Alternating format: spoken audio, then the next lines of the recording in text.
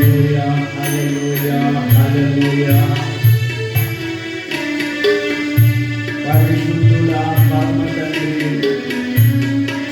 అత్యంత కృపా కనికరము కలిగిన తండ్రి, జీవితాంతము నీ కొరకు ప్రయాసపడుతున్నాము ప్రభు. క్రీస్తునామంలో మీ అందరికీ కూడా ఉదయకాల శుభములు తెలియజేస్తా ఉన్నాను. ప్రియ దేవుని విన్నారా, కూడి వచ్చిన మీ అందరికీ కూడా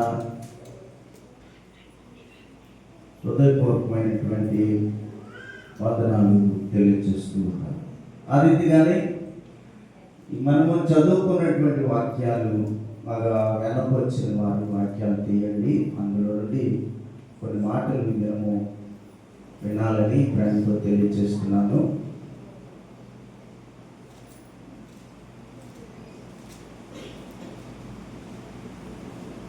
ఈ యొక్క చదువుకున్నటువంటి వాక్య భాగంలో దావీదును గూర్చి అక్కడ రాయబడి ఉన్నది. మనము దావీదును గూర్చి ఆలోచన చేసినప్పుడు ఈ 13వ వచనంలో కనబడుతుంది. మొదటి సమూయేలు 16వ అధ్యాయము 13వ వచనంలో సమూయేలు తైలపు కొమ్మును తీసుకొని వారి సహోదరుల ఎదుట వారిని అభిషేకము చేశాను. అప్పటి నుండి యెహోవా ఆత్మ దావీదు మీదకు బలముగా దిగి వచ్చెను. బలముగా దిగి వచ్చాను. మనము గత వారము దేవుని వాక్యంలో ఒక రాజును గురించి మనం విన్నాం. అదోనియా అనేటువంటి రాజు ఒక సత్యాన్ని తెలుసుకున్నాడు. ఆ సత్యం ఏమిటి అంటే, దేవుని యొక్క మందిరంలోకి వచ్చి దేవుని మందిరంలో బలిపీఠం మీద ఉన్నటువంటి కొమ్ములు 4 కొమ్ములలో ఒక కొమ్ము పట్టుకుంటే 7 కొమ్ములు ఉన్నాయి. ఇక్కడ బలిపీఠానికి ఉండేవి 4 కొమ్ముల్లో ఒక కొమ్మును పట్టుకుంటే నాకు పాప పరిహారం జరుగుతుందని ఎరిగి సొలొమోను చంపేస్తాడని భయపడి వచ్చి ఒక కొమ్మును పట్టుకున్నాడు. ఈ వార్త సొలొమోనుకు తెలిసి అతను పశ్చాత్తాపపడి మారు మనసు పొంది దేవాలయంలోని ప్రత్యక్ష గుడారంలో ఉన్నటువంటి బలిపీఠం యొక్క కొమ్ము పట్టుకుంటే అతన్ని నేను చంపను, క్షమిస్తాను. యేసుక్రీస్తుకి సాదృశ్యంగా సొలొమోను ఉన్నాడు. ఇక్కడ యేసుక్రీస్తుకి సాదృశ్యంగా సొలొమోను వెంటనే కొమ్ము పట్టుకున్నందుకు క్షమాపణ దొరికింది. క్షమాపణ దొరికి అప్పుడు సొలొమోను చెప్పినటువంటి మాట, అతడు నన్ను యోగ్యునిగా అగుపరుచుకునే ఎడల అతని తల వెంట్రుకలలో ఒకటైనను కింద పడదు. అతని యొక్క దౌష్ట్యము కనబడిన అతడు మరణశిక్ష వస్తుంది అని చెప్పారు. కాబట్టి దేవుని సంఘములోనికి వచ్చి ఈ బలిపీఠం ముందు ఎవరైతే మోకరిస్తారో వారిని దేవుడు క్షమిస్తాడు. ఎంత పాపినైనను యేసు క్షమించును అనడానికి ఈ అదోనియా యొక్క జీవితమే సాదృశ్యంగా ఉన్నది. అందుకనే ప్రకటన గ్రంథంలో మనం చూస్తే 7 కొమ్ములు ఉన్నవి. గొర్రె పిల్లకి కొమ్ములు ఉండవు, గొర్రె పోతుకి కొమ్ములు ఉంటాయి, గొర్రె పిల్లకి కొమ్ములు ఉండవు. కానీ ఇక్కడ యోహాను దర్శనాన్ని చూస్తున్నాడు. దర్శనంలో కనపడుతున్నాయి. ముందు ఎప్పుడో చచ్చిపోయిన గొర్రె పిల్ల కనపడుతుంది. ఇక్కడ ముందు ఎప్పుడో సిలువలో మరణించిన గొర్రె పిల్ల, సిలువలో పాప క్షమాపణ నుండి నిన్ను రక్షించిన గొర్రె పిల్ల, సిలువలో నీ కొరకు నా కొరకు రక్తాన్ని చిందించిన గొర్రె పిల్ల, సిలువలో 7 మాటలు పలికిన గొర్రె పిల్ల 7 కొమ్ములతో కనబడుతుంది యోహానికి. 7 కొమ్ములు. ఆ కొమ్ములలో ఒక కొమ్మైనా నువ్వు కలిగి ఉండాలి. అందుకే మనం 7 కొమ్ములను ఒక్కొక్క కొమ్మును కూర్చి, కొమ్ము అనేటువంటిది బలానికి గుర్తు, అతిశయానికి గుర్తు, అహంకారానికి గుర్తు. కొమ్మతో చంపేయచ్చు, కొమ్మతో కాపాడవచ్చు. వేరే జంతువు వచ్చి దాడి చేస్తుందనుకో, ఈ కొమ్మతో వెళ్ళి దాన్ని పోట్లాడి దీన్ని రక్షించవచ్చు, కానీ ఇతరులను కోపించవచ్చు. అందుకనే దావీదు అంటాడు, కొమ్ము ఎంత కూడా అని చెప్తాడు. అదొకరోజు చూద్దాం. ప్రస్తుతానికి 7 కొమ్ములను గురించి మనం వింటున్నాం. గత వారం 3 కొమ్ములను గురించి నేను చెప్పి ఉన్నాను. ఒక కొమ్ము యేసుక్రీస్తుకు సాదృశ్యంగా ఉన్న కొమ్ములో ఒక కొమ్ము ప్రేమ, రెండవ కొమ్ము క్షమాపణ, మూడవ కొమ్ము రక్షణ. ఈ 3 కొమ్ములను గురించి మనము తెలుసుకొని ఉన్నాం. ప్రభువునందు ప్రియమైనటువంటి దేవుని బిడ్డలారా, దుప్పి అనేటువంటి దానికి కొమ్ములు అధికంగా ఉంటాయి. ఒకే కొమ్ము నుంచి అనేకమైన లేడికైనా దుప్పికైనా ఏమండి ఒకే కొమ్ము ఉంటుంది, కానీ దానికి కొమ్మలు ఉంటాయి. ఈ కొమ్మలు ఉన్నటువంటి ఈ దుప్పి ఏం చేస్తుందంటే, సంవత్సరానికి ఒక పర్యాయము తన కొమ్ములను పెట్టి కొండకు పెట్టి కొట్టుకుంటుంది, చెట్లను పెట్టి కొట్టుకుంటుంది. అప్పుడు ఈ కొమ్ములన్నీ రాలిపోతూ ఉంటాయి, మళ్ళా కొత్త కొమ్ము వస్తాం. ఈ కొమ్ములు అహంకారానికి సాదృశ్యం.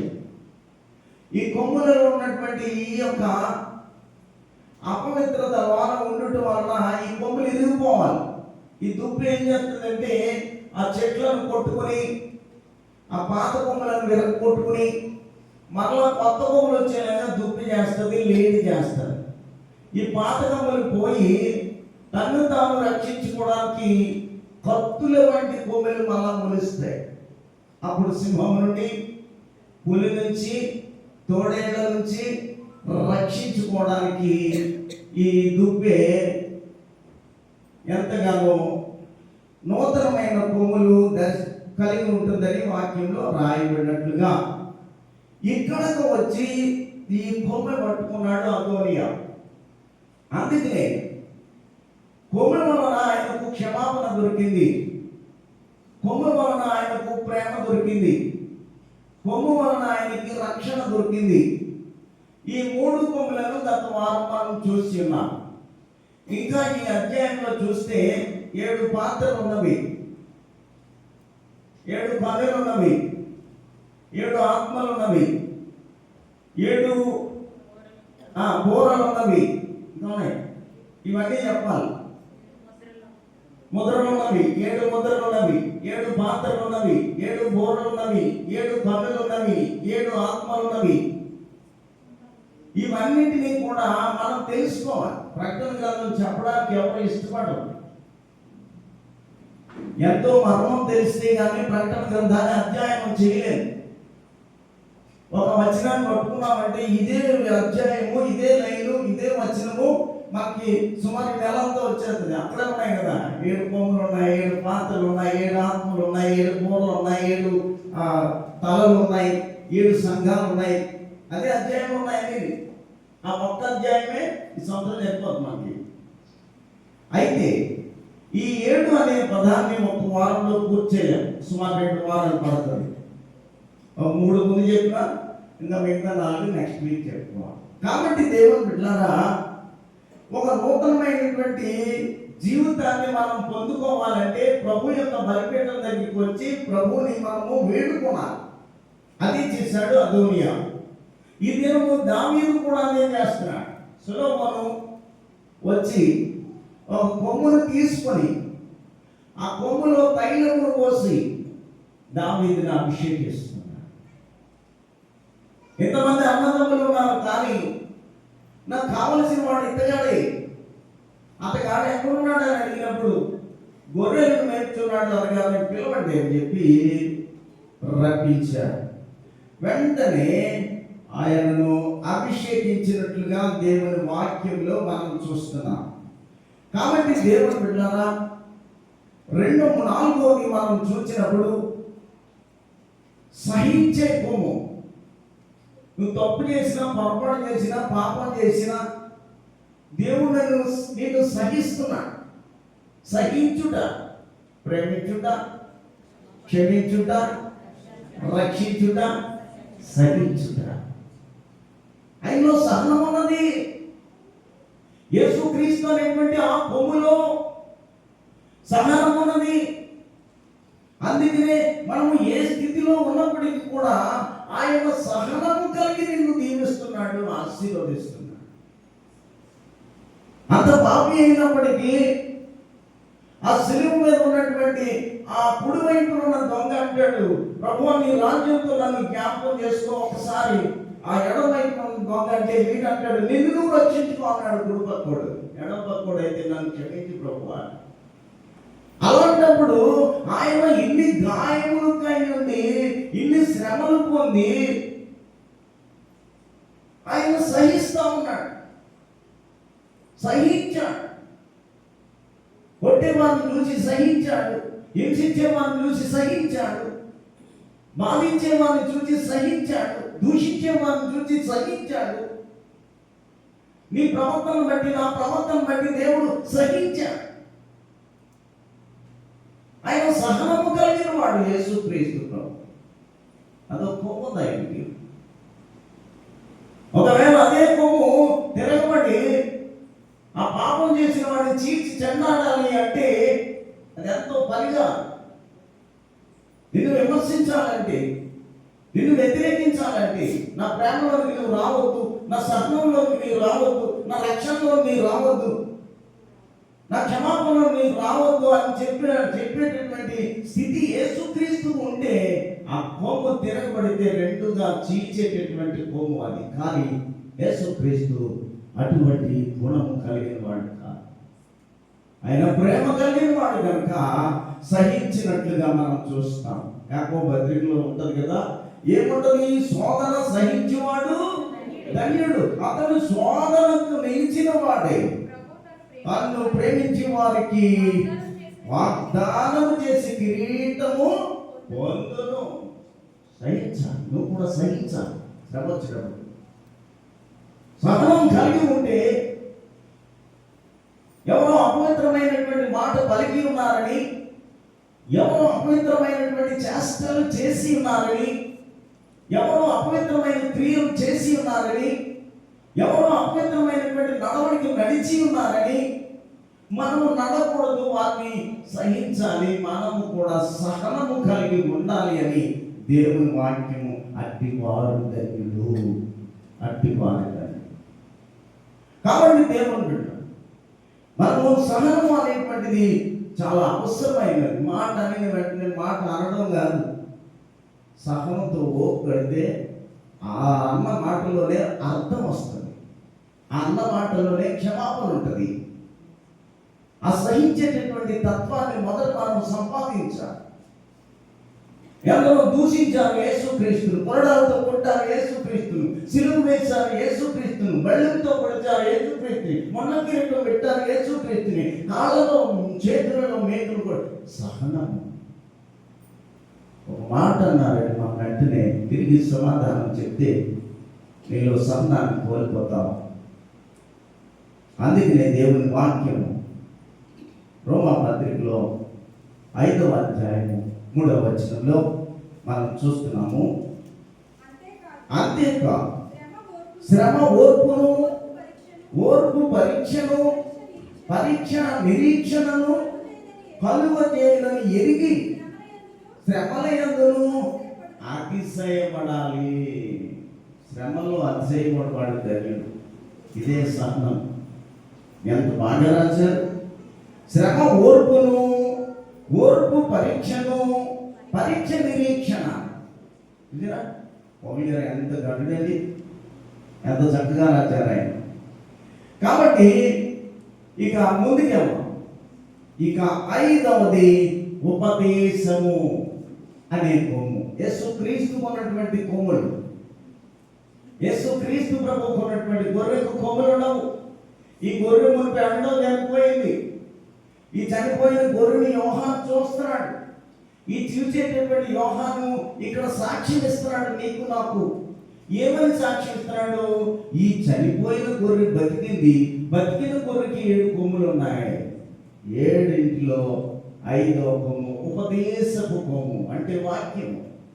ఎంతో శ్రేష్టమైనటువంటి వాక్యాన్ని శరీరధారిగా ఈ లోకానికి వచ్చి ఆయన మనకు వాక్యము శరీరధారి కృపాసత్య సంపూర్ణుడిగా మన మధ్య నివసించాను. కొండ మీద ప్రసంగం చూస్తాం, ధన్యతలు కదా. కొండ మీద ఉపదేశాన్ని అనుసరించాలి. యేసుక్రీస్తు ప్రభు ఏ ఉపదేశాన్ని నీకు అనుగ్రహించాడో, నాకు అనుగ్రహించాడో, దేవుడు ఇచ్చినటువంటి ఉపదేశానికి నువ్వు శిరము వంచాలి. ఆ ఉపదేశము కలిగినటువంటి వాడు యేసుక్రీస్తు ప్రభు. కాబట్టి ఈ 5వ కొమ్ము ఉపదేశం అనేటువంటి కొమ్మును మనం చూస్తున్నాము. నా మొదటి యోహానులో అంటాడు కదా, యేసుక్రీస్తు శరీరధారి అయి వచ్చానని ఏ ఆత్మ ఒప్పుకొనో అది దేవుని సంబంధమైనది, ఏ ఆత్మ ఒప్పుకొనదో అది దేవుని సంబంధి, ఒప్పుకొనది దేవుని సంబంధి కాదు. శరీరధారిగా లోకానికి వచ్చి ఎంతో శ్రేష్టమైనటువంటి ఉపదేశాన్ని ఇచ్చి ఆ పర్వత ప్రసంగమైనప్పటికీ, ప్రత్యక్షపు గుడారంలో అయినప్పటికీ, ఎడారి తీరంలో అయినప్పటికీ, కొండల్లో అయినప్పటికీ, కోనలో అయినప్పటికీ ఎంతగానో ఆయన ఉపదేశాన్ని ఇచ్చి దైవావేశం వలన ప్రతి లేఖనమును నీకు ఉపదేశించాడు. తిమోతి పత్రికలో ఉంటుంది అది. దైవావేశము, దేవుని యొక్క తండ్రి అయినటువంటి దేవుని యొక్క ఆవేశము, ఆ వాక్యము శరీరధారి అయి లోకానికి వచ్చి ఉపదేశము అనేటువంటి కొమ్మును ఆయన కలిగి ఉన్నాడు అనేటువంటి సత్యాన్ని నేను తెలియజేస్తా ఉన్నాను. 3:17 2 తిమోతి 3:17 2 తిమోతి. దైవావేశము వలన కలిగిన ప్రతి లేఖనము 1 ఉపదేశించుటకును, 2 ఖండించుటకును, 3 తప్పుదిద్దుటకును, నీతియందు శిక్ష ఇచ్చుటకును ప్రయోజనకరమైనది దేవుని ఉపదేశం. దేవుని ఉపదేశం అంత శ్రేష్టమైనది. ఇది 5వ కొమ్ము, ఇది 5వ కొమ్ము.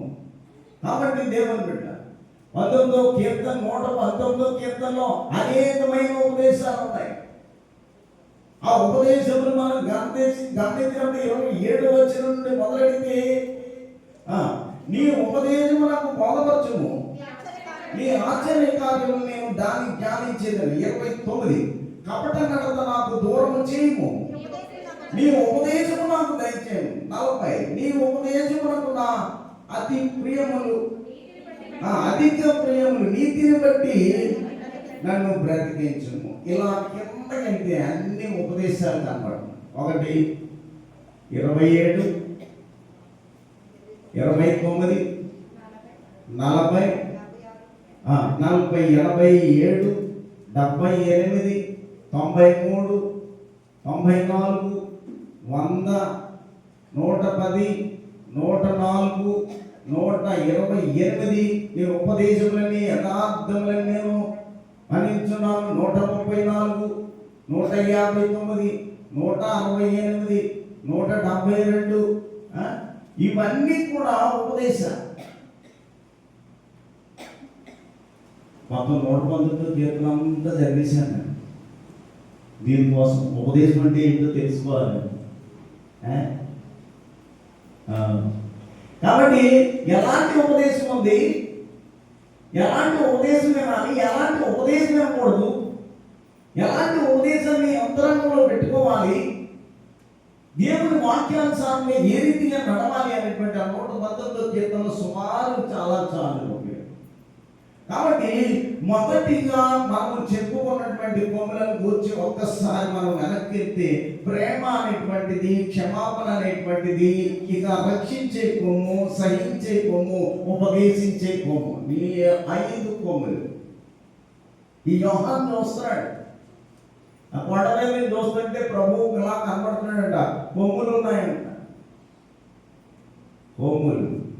అందుకనే మరొకసారి చూసినప్పుడు ఏమో పళ్ళు కనపడ్డాయి, మరొకసారి చూసినప్పుడు ఆత్మలు కనపడ్డాయి, మరొకసారి చూసినప్పుడు పాత్రలు కనపడ్డాయి, మరొకసారి చూసినప్పుడు బూరలు కనపడ్డాయి.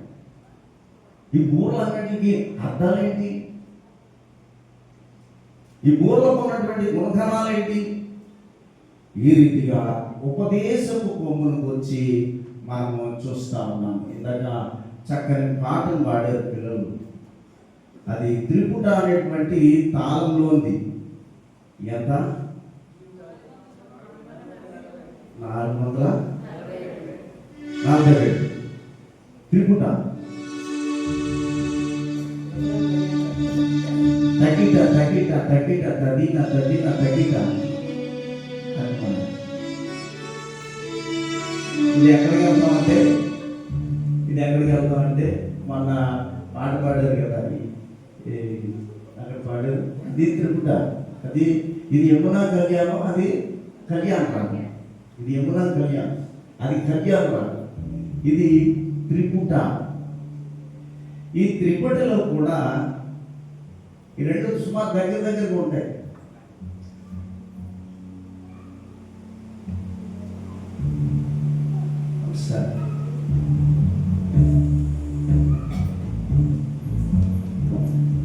కాబట్టి దేవుని యొక్క వాక్యంలో ఈ ప్రకటన గ్రంథం అంతా నేను బోధించగలిగితే, అది మీరు అర్థం చేసుకోగలిగితే, అధిక శాతము 7 సంఘములను గూర్చి, 7 బోరలను గూర్చి, 7 పాత్రలను గూర్చి, 7 కొమ్ములను గూర్చి, 7 ఆత్మలను గూర్చి, ఇంకా ఈ రీతిగా ఉంది. కాబట్టి ఇక్కడ మనం చూస్తే త్రిపుట,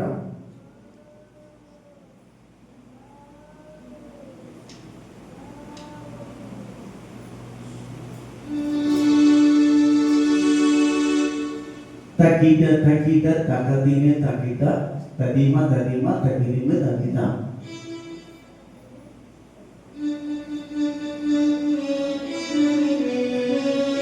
ఎంతో సుందరమైనవి ధరగిరులపై, ఎంతో అందమైనవి ధరగిరులపై, ఎంతో అందమైనవి. సంతాతము పరమ జనకు ప్రేమను తెల్ప, సంతాసమందు సరిగా ప్రకటన చేయ. తకిట తగిదిని తకిట తగిదిని తకిట తగిదిని సరిగమాని సరిగమామ సరిగమామ సరిగమా. అంతటను బలి భూమి ప్రభుత్వంతముగ ప్రకటించి వసుదన సౌతమను శుభవార్త చాటెడు ఇంతయను బోధకుల పాదము. ఎంతో సుందరమైనవి ధరగిరులపై, ఎంతో అందమైనవి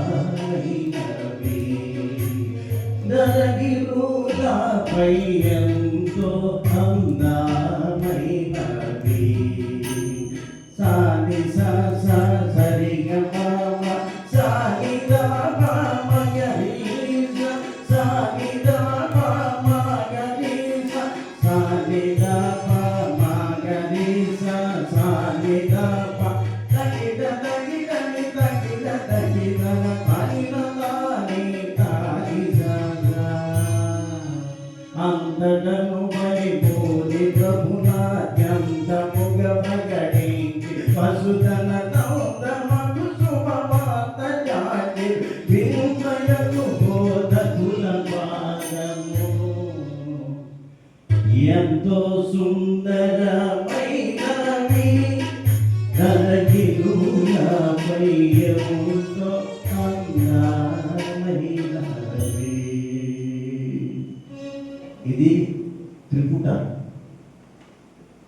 భాగం యమున కళ్యాణం. ఈ మూడు మిలితమైనటువంటిది. ఇందాక పాట జీవితాంతము వరకు దాన్ని దీనికి ఎంత తేడా చూసారా? ఇది తృప్తే కానీ యమున రాగం. అందుకని పూర్తిగా మార్పు చేరుకుని ఉంటాయి. ఏదైనా అర్థం చేసుకుంటే 7 కొమ్ములు ఇక పాడితే అలా అయిపోతుంది. కాబట్టి దేవుని బిడ్డలారా, ఇక అభిషేకము అనేటువంటి కొమ్మను గురించి కొన్ని మాటలు.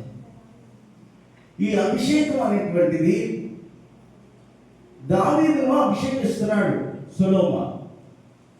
ఒక కొమ్మను తీసుకుని, ఈ కొమ్మే యేసుక్రీస్తు. ఈ యేసుక్రీస్తుకు సాదృశ్యమే కొమ్ము, యేసుక్రీస్తుకు సాదృశ్యమే సొలొమోను. యేసుక్రీస్తు యొక్క కొమ్మును పట్టుకుంటే మనము ఆశీర్వదించబడతాం. అలాగే అదోనియా అనేటువంటి రాజు కూడా ఆశీర్వదించబడతాడని వచ్చి ఉన్నాడు. ఈ పొందినటువంటి అభిషేకం గురించి కొన్ని విషయాలు మనం గ్రహించినప్పుడు చూడండి, ఒక మాట మనం చెప్పుకుంటే ఈ యొక్క కొమ్మును గురించి మొదటి సమూయేలు 10వ అధ్యాయం 1వ వచనం. అప్పుడు సమూయేలు తైలపు ముడి పట్టుకొని సౌలు తల మీద తైలము పోసి అతన్ని ముద్దు పెట్టుకొని, యెహోవా నిన్ను అభిషేకించి తన స్వాస్థ్యం మీద అధిపతిగా ఎంచెను. కానీ ఆ అభిషేకించినటువంటి అభిషేకాన్ని కోల్పోయాడు.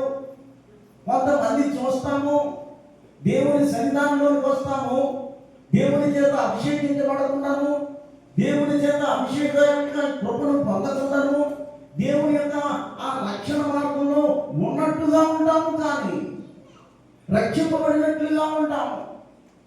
దేవుని ఎడలో నడుస్తున్నట్టుగా ఉంటాము. ఇతరులను క్షమించేవాడుగా కనబడతాం, ఇతరులను రక్షించేవాడుగా కనబడతాం. ఈ సౌలైతే దేవుని యొక్క కృపను బట్టి అభిషేక తైలం పొంది ఉన్నాడు, కానీ క్షమించేటటువంటి గుణము లేదు, రక్షించేటటువంటి గుణము లేదు, ప్రేమించేటటువంటి గుణము లేదు, సహనము సహించేటటువంటి గుణము లేదు. ఎంత మాత్రం కూడా మనం కూడా ఇదే మాటలో నడుస్తున్నాము, ఇదే మాటలో నడుస్తున్నాం. మన మాటను మార్చుకోవాలి, మన మాట తీరును, మన క్రియలను, మన నడవడికలను, మన ప్రవర్తనను మార్చుకోవాలి. దేవుడు సహించేవాడని, దేవుడు రక్షించేవాడని, దేవుడు ప్రేమించేవాడని, దేవుడు క్షమించేవాడని, దేవుడు అభిషేకించేవాడని, దేవుని యొక్క ఆశీర్వాదంలో నేనుండాలి. దేవుడు నా కొరకే శిలువలో మరణించి ఉన్నాడనేటువంటి సత్యాన్ని అభిషేకము పొందేవారిగా ఉండాలి. ఇక్కడికి వచ్చారంటే దేవుడిని అభిషేకించబడేవారుగా. అందుకనే ఇక్కడ సౌలుని గురించి వస్తున్నాము. ఆయన చెప్పినటువంటి రీతిగానే సమూయేలుని దేవుడిచ్చిన వాగ్దానం ప్రకారంగా వెళ్ళి సౌలును నువ్వు అభిషేకించు, సౌలుని నీతి మార్గంలో నడవడానికి, ఇశ్రాయేలీయుల ప్రజలకు రాజుగా, మొట్టమొదటి రాజుగా ఉండడానికి అభిషేకించని చెప్పినప్పుడు అభిషేకము పొంది మచ్చలున్నాయన్నీ కూడా దేవుడికి ఇచ్చి మచ్చలు లేని అన్ని మనోడు తీసేసుకున్నాడు. బంగారమైనా, ఎద్దులైనా, పశువులైనా, మేకలైనా, గొర్రెలైనా, ప్రజలైనా, జబ్బు పడినటువంటి గొర్రెలను దేవుడికి ఇచ్చాడు. ఉళ్ళిపోయినటువంటి ఆ యొక్క కాయలను తెచ్చి దేవుని సన్నిధానంలో పెట్టాడు. శ్రేష్టమైన బలవంతులను ఆయన తీసుకొని బలహీనులను దేవునికి అప్పగించినందుకు దేవుని శాపం నేర్పొచ్చి వెంటనే తీసేశాడు. నువ్వు రాజుగా ఉండడానికి, నా విశ్వాసిగాను ఉండడానికి ఎంత మాత్రము పాత్రుడము కాదు. నేను నిన్ను రక్షించాలని ప్రేమతో నేను పిలిచి ఉన్నాను, క్షమించాలని ప్రేమతో పిలిచి ఉన్నాను, నేను సహించాలని నేను ప్రేమతో నేను పిలిచి ఉన్నాను. లోపడనటువంటి గొర్రెగా మారిపోయావు. సౌలును వెంటనే విడిచిపెట్టాడు. సౌలు బట్టి వ్యక్తిత్వము మనకు ఉండకూడదు, కానీ వెంటనే ఆయన దావీదును అభిషేకించినట్లుగా మనం చూస్తాం. లేవికాండం 6వ అధ్యాయం 20వ వచనంలో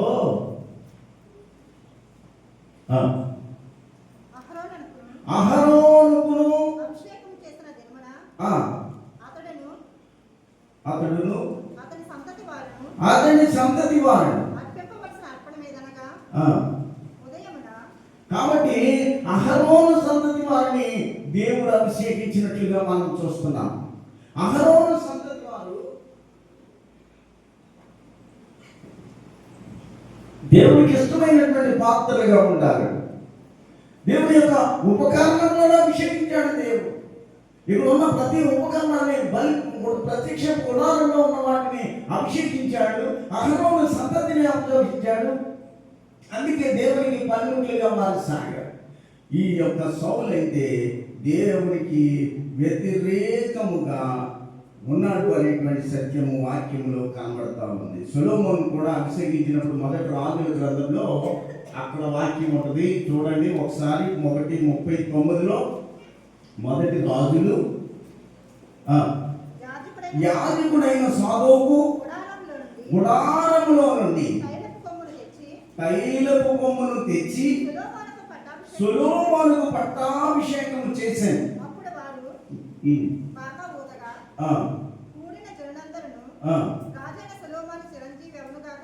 రాజైనటువంటి సొలొమోను చిరంజీవిగా ఉండాలంటే దేవుని యొక్క అభిషేకంతో కొమ్మును మనం పట్టుకోవాలి.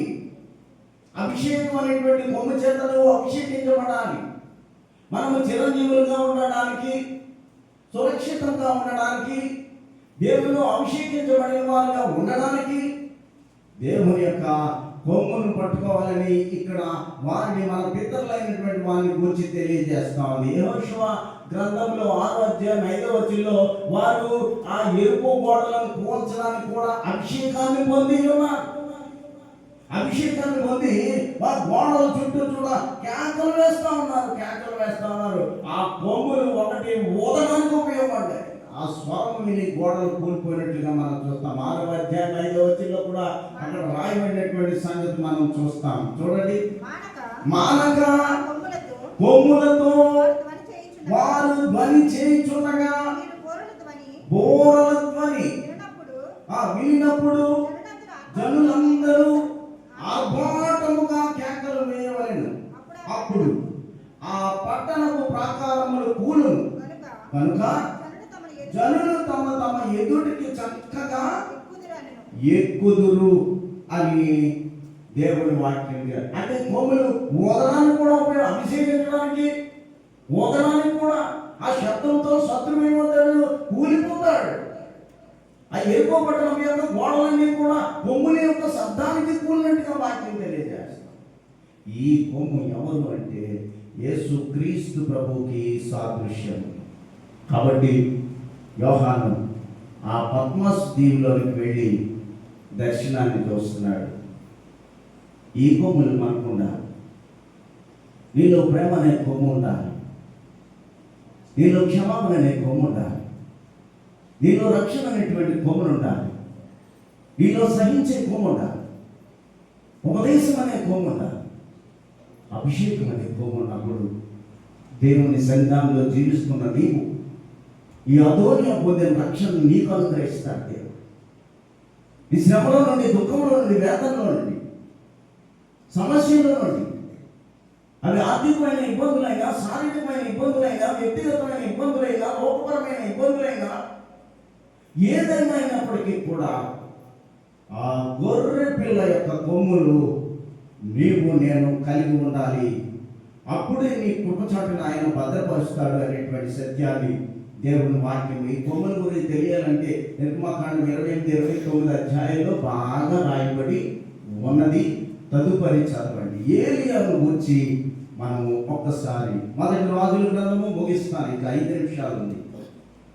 19వ అధ్యాయము 16వ వచనం. ఇశ్రాయేలు వారి మీద నింసి కుమారుడైన యెహోవాకు పట్టాభిషేకము చేయము. నీకు మారుగా ప్రవక్త ఉండుటకు షాపాతు కుమారుడైన ఎలీషాకు అభిషేకము. ఇక్కడ 2 అభిషేకాలు. యెహోవా అనేటువంటి రాజు, రెండవది ఎలీషాకు అభిషేకము. ఈ అభిషేకము దేవుడిచ్చిన అభిషేకము. వారి పరిచర్యలో ఉండడానికి, ప్రభువుని ఎంతగానో కొనియాడడానికి వారిని అభిషేకించినట్లుగా దేవుని వాక్యంలో రాయబడి ఉన్నది. కనుక ఈ మనము తెలుసుకోవాల్సింది, ప్రేమ అనేటువంటి కోమలి మీరు మర్చిపోకూడదు.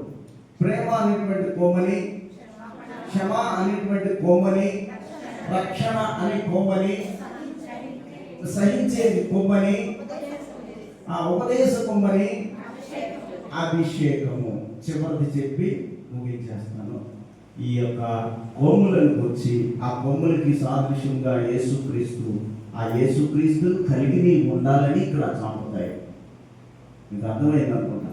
కాబట్టి దేవుని బిడ్డలారా, ఏ దుప్పు అయితే తన కొమ్ములను విరగొట్టుకొని, పాత కొమ్ములను విరగొట్టుకొని కొత్త కొమ్ములను ధరిస్తుందో, అలాగే పాత స్వభావాన్ని మీరు తీసుకొని ప్రేమ అనే కొత్త స్వభావాన్ని కలిగి ఉండాలి. 2 క్షమ అనే కొత్త స్వభావాన్ని కలిగి ఉండాలి. 3 రక్షణ అనే కొత్త స్వభావాన్ని కలిగి ఉండాలి. 4 సహనం అనే కొత్త స్వభావాన్ని కలిగి ఉండాలి. 5 కొమ్ము అనే ఉపదేశం అనే కొత్త కలిగి ఉండాలి. ఇక 6వది అభిషేక కొమ్మును మనం అందరం కలిగి ఉంటే అదే నిజమైన సంగతి. అప్పుడు విజయాన్ని ఇస్తాడు. విజయం అనే కొమ్ము. మరణపు ముళ్ళును విరిచాడు దేవుడు. మరణమా నీ ముళ్ళు ఎక్కడా, నీ విజయం ఎక్కడా? ఇదిగో మరణాన్ని గెలిచిన వాడు విజయం అనే కొమ్ము నీకు ఇచ్చాడు.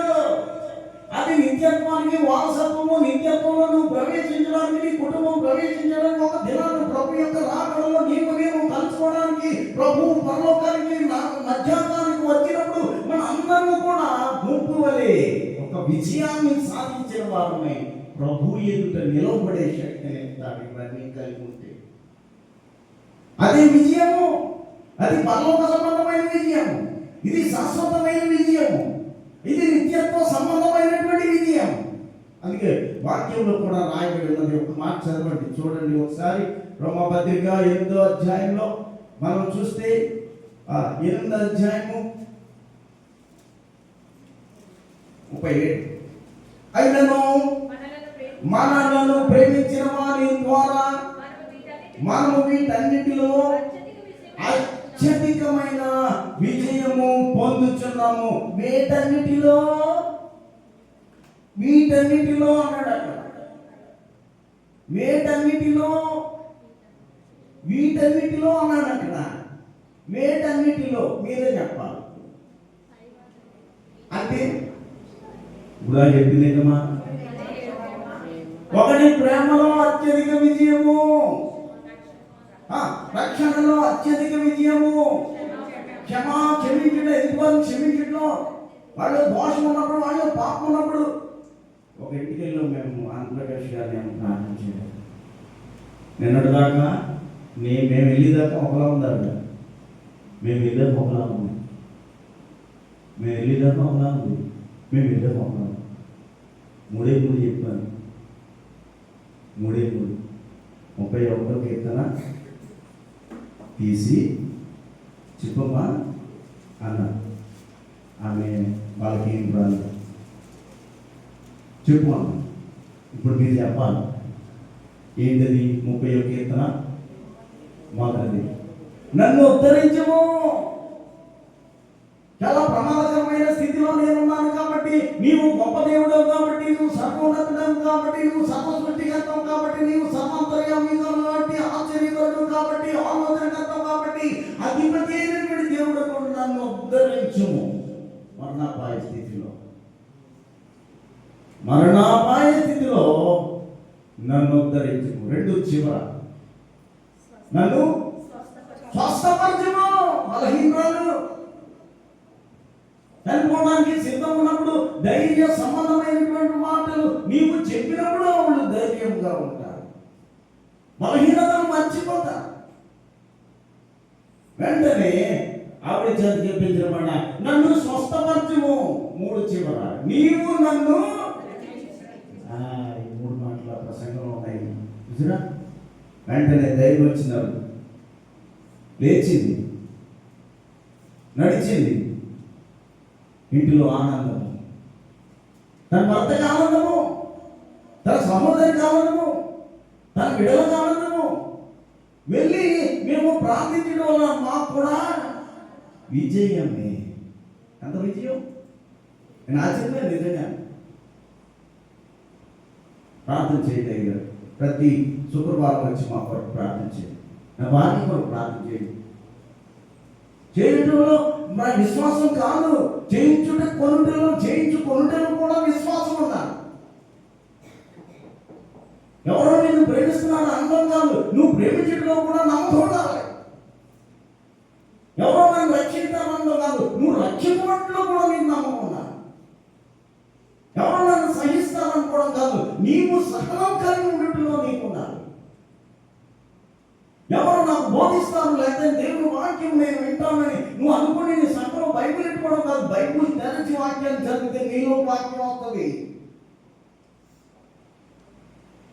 దేవుడైనా అభిషేకించాను. నేను మాట్లాడే ప్రతి మాట తొట్టిల్లకుండా ఉండాలంటే, నేను మాట్లాడే నడక తొట్టిల్లకుండా ఉండాలంటే, నేను నడవడికి తొట్టిల్లకుండా ఉండాలంటే, నా నోటి మాట తొట్టిల్లకుండా ఉండాలంటే దేవుడు అభిషేకిస్తాడు. ఇలాంటి స్థితి మనం కోరుకోవాలి. అందుకనే ఆయన అంటాడు, వీటన్నిటిలో, వీటి అంటే ఇప్పుడు చెప్పుకున్నన్నింటిలో మీకు అర్థమైందా? వీటన్నిటిలో నాకు విజయాన్ని ప్రభు అంటున్నాడు పౌలు గారు. వీటన్నిటిలో నాకు విజయాన్ని రామపత్రికలో కదా, రామపత్రిక 25:8 చివరిగా చెప్పి ముగిస్తాను. పావుగంట అయిపోయింది. ఆ పావుగంట మరి మన సెక్రటరీ గారు వచ్చేది. చూడండి, మీరెన్నడూ ఉండకుండా మరణమును ఆయన మృంగివేసెను. నీకు మరణం లేదు ప్రభులో ఉంటే, ఆ మరణాన్ని ప్రభు మింగివేశాడు, అది విజయం. ఇక మూడవది, 1 యోహాను 5:4, దేవుడి మూలంగా పుట్టిన వారందరూ లోకమును జయించుదురు. లోకమును జయించి మన విజయము, మన విశ్వాసమే మన విజయం, మన నిరీక్షణే మన విజయం, మన ప్రార్థనే మన విజయం. కాబట్టి దేవుని పిల్లలు, ఈ 7 కొమ్ములను గురించి ప్రభు తెలిపిన ఈ మర్మాన్ని మీరు జ్ఞాపకం పెట్టుకొని, 7 కొమ్ములు అంటే ఏంటి అని అనుకుంటే, ఒకటి ప్రేమ అంటావు, ఒక క్షమాపణ అంటావు, ఒక రక్షణ అంటావు, ఒకటి సహనం అంటావు, ఉపదేశం అంటావు, అభిషేకం అంటావు. ప్రభు అట్టి కృప పరిశుద్ధాత్మ జరిగిన అనుగ్రహించుకుంటారు. మేము మొత్తం 11 మంది వెళ్ళామండి. 11 మంది వెళ్ళి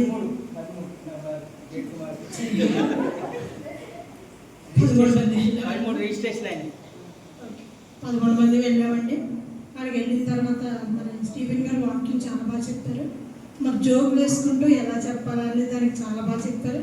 పిన్అప్ సైలెంట్గా అందరూ కూడా విన్నారు, అంత అటెన్షన్తో విన్నారని చెప్పే విధానం బట్టి మరి అక్కడ అంతా కూడా వాక్యం కూడా చాలా బాగా జరిగింది. మేము విన్నదానికి కొత్త పద్ధతిలో చెప్పారు. ఆయన వేరే మరియా మార్తమ్మ కోసం మనం ఎప్పుడు విన్నదే, కానీ ఆయన కొత్త పద్ధతిలో చెప్పారు. ఆయన అది బాగా నచ్చింది. మధ్యాహ్నం కూడా మరి ఇస్సాకు కోసం, రిబ్కా కోసం, లేయ కోసం చెప్పారు. అది కూడా బాగుంది. మరి ఆత్మీయంగా మేము బలపడ్డాం. అలాగే ప్రకటన గ్రంథం అనగానే భయపడిన తర్వాత కానీ ఇంకా 6:22 అధ్యాయాలు అనేటప్పటికి మరి ఇంకా ప్రతిరోజు ఆ రోజు నుంచి ఇంకా చదవడం ప్రకటన అంటే భయం అసలు.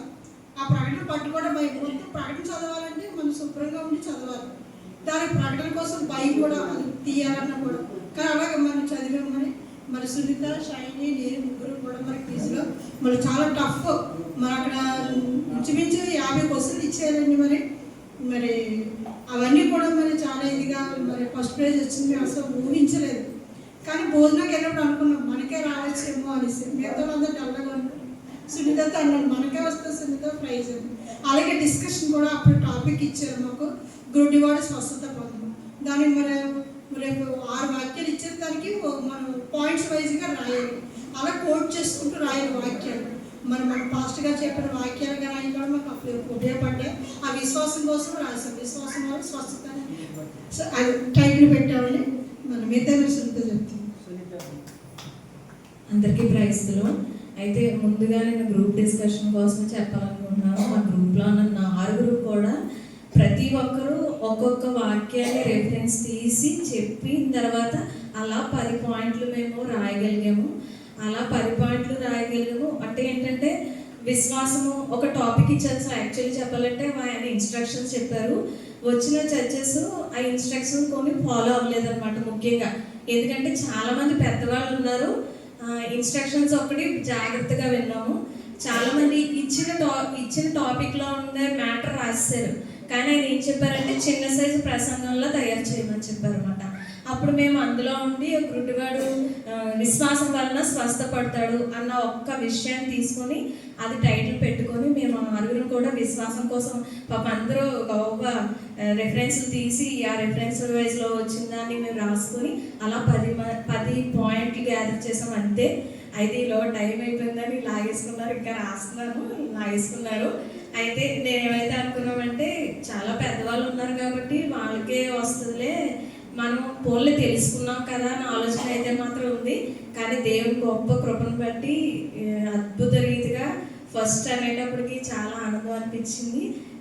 అంటే గ్రూప్ రెండింటిలో కూడా గ్రూప్ డిస్కషన్లో నిజంగా నాకైతే చాలా ఆనందం అనిపించింది అనమాట. ఎందుకంటే ఇదే ఫస్ట్ టైము ఇలాగా మేము అందరూ కూడా ఒక్కొక్క వాక్యం రెఫరెన్స్ టపటప తీసారు. అందరూ తీసి చెప్పేటప్పటికి అలాగా గ్యాదర్ చేస్తాం అనమాట. ముందుగా దేవునికి వందనాలు. ఇంత జ్ఞానాన్ని మా చర్చిలో అందరికి ఇచ్చినందుకు పాస్టర్ గారికి వందనాలు. ఇంకా చెప్పాల్సిన అవసరం లేదు, మీ అందరికి అర్థమైపోయింది. వీళ్ళందరికీ మా కుటుంబ తరపు నుంచి గిఫ్ట్. ఎంతమంది ఇలాంటి టాలెంట్ పర్సన్స్ ఉన్నారో నేను చాలా సంవత్సరాల నుంచి గుర్తించాను.